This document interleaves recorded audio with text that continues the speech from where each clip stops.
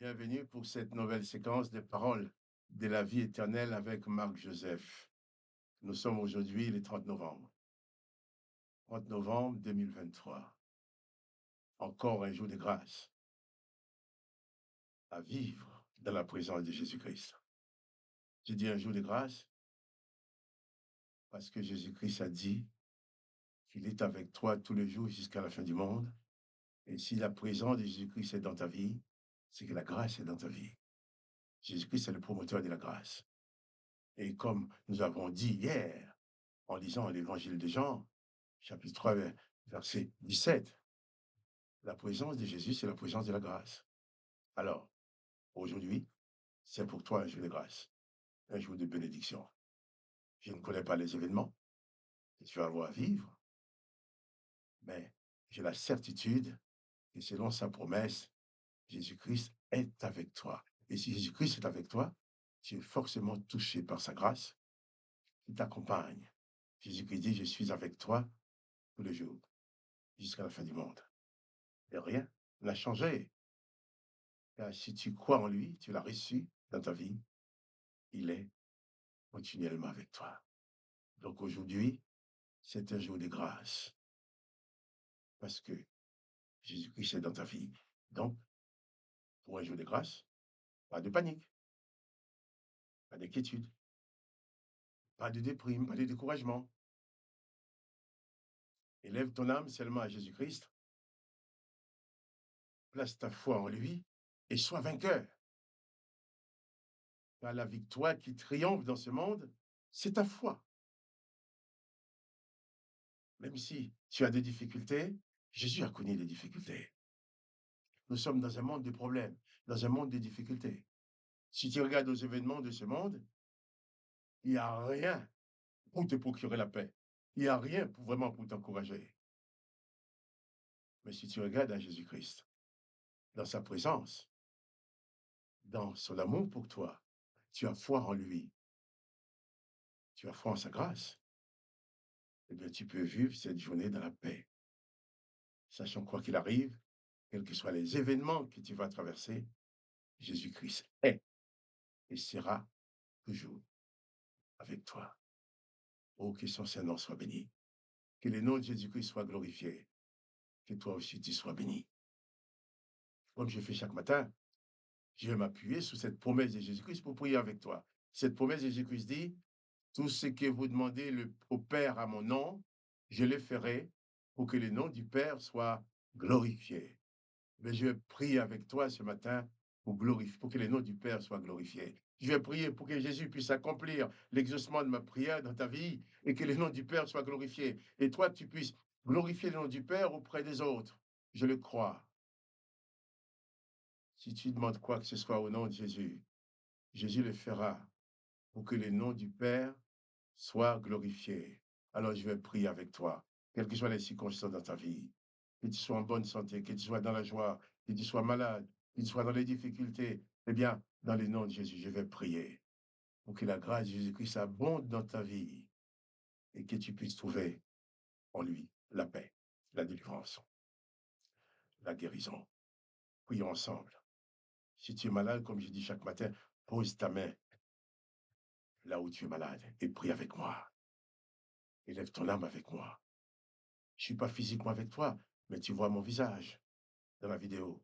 Tu entends ma voix. C'est suffisant. Nous sommes en communion. Ton esprit est en communion avec mon esprit et avec l'esprit de Christ. Et nous prions ensemble. Père, je me tiens devant toi dans le nom du Seigneur Jésus pour proclamer la victoire de ta grâce dans la vie de mon frère et de ma sœur qui me regardent et qui prient avec moi maintenant. Je sais, Seigneur, tu n'es pas limité par la distance ou par le temps. Tu n'es pas limité par un lieu ou un endroit quelconque ou une manière de faire, mais seulement de tous nos cœurs. Nous sommes devant toi et nous invoquons ta grâce sur chacune de nos vies. Et je proclame la délivrance que toi, tu as venu donner. Tu as venu dans le monde nous apporter la délivrance, la guérison, la paix, la liberté.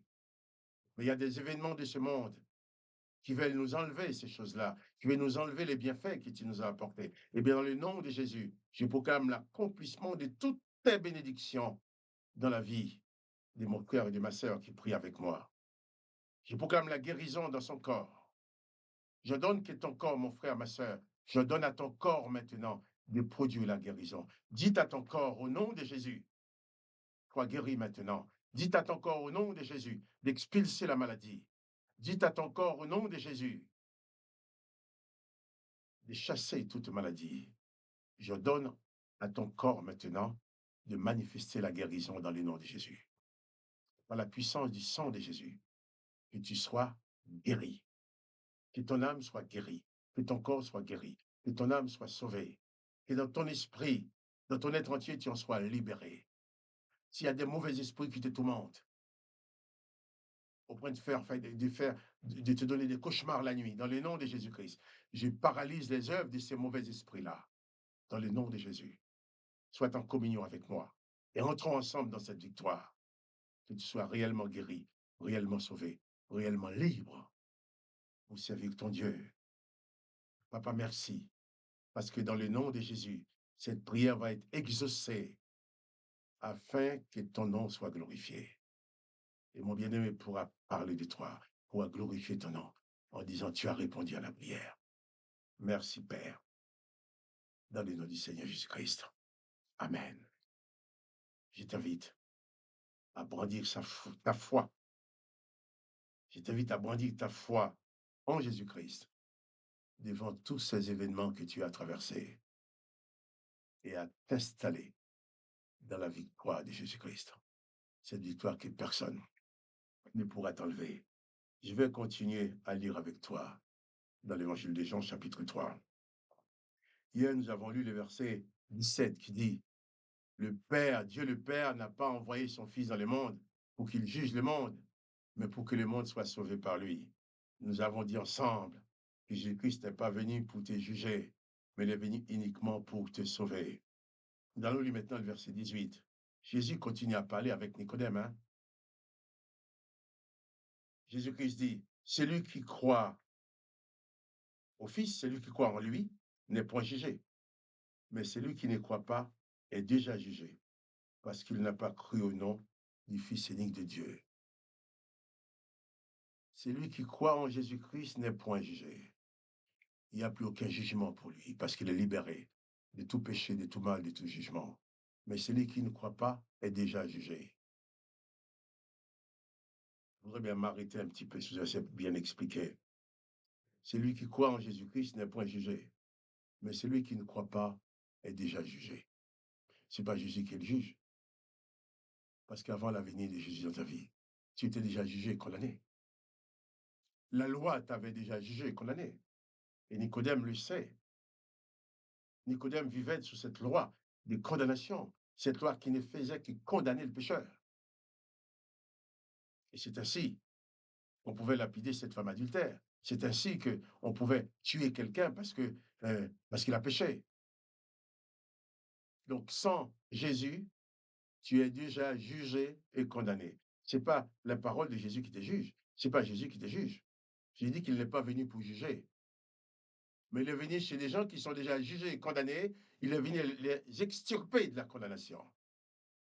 Jésus est venu comme ouvrir une porte de sortie pour tous ces hommes et ces femmes que nous sommes, qui sont déjà jugés et condamnés par la loi.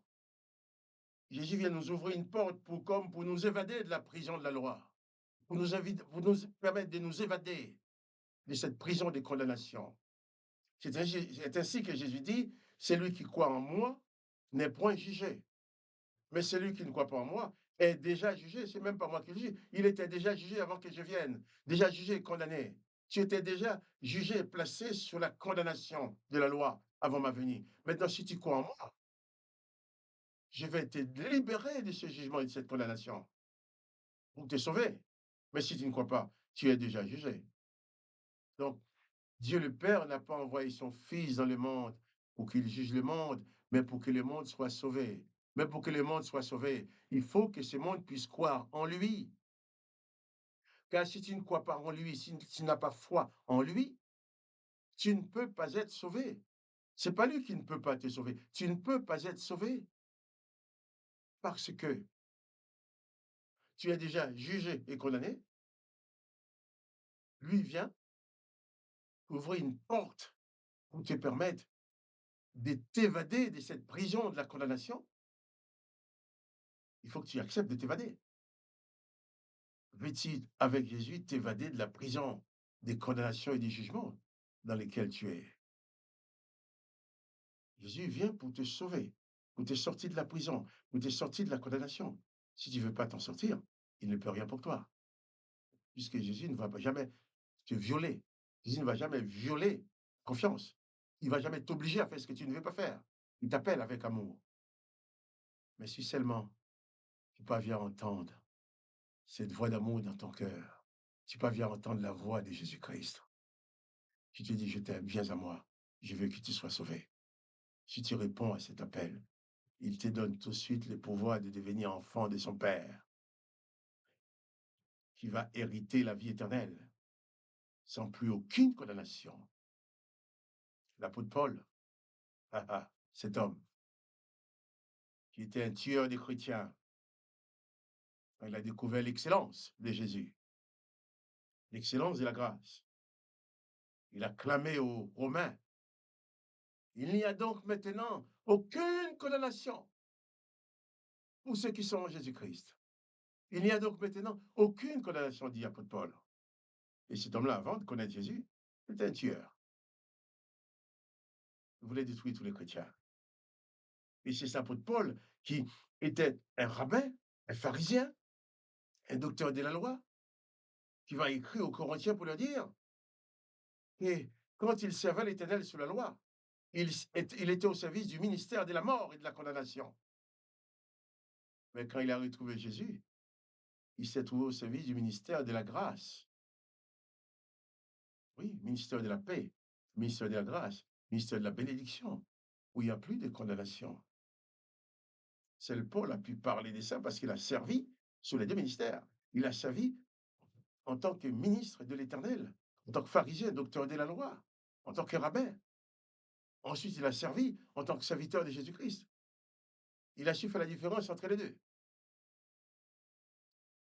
Il appelle son ministère au service de l'Éternel, au service de la loi, le ministère de la mort.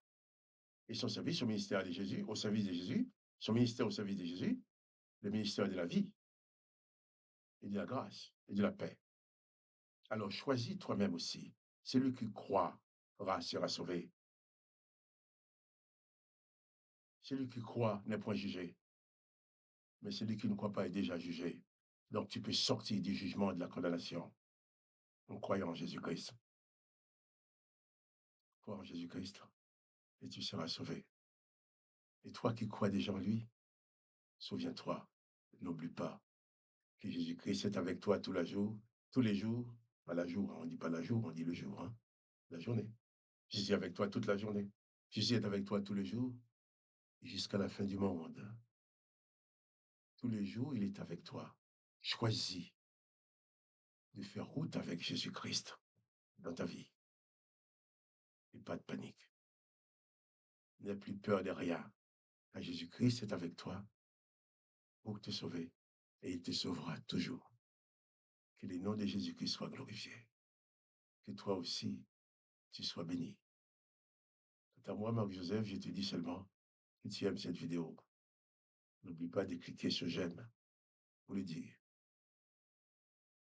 Ça permettra que cette vidéo soit proposée à beaucoup d'autres personnes qui ne nous connaissent pas. Et je te redis encore, pas de panique.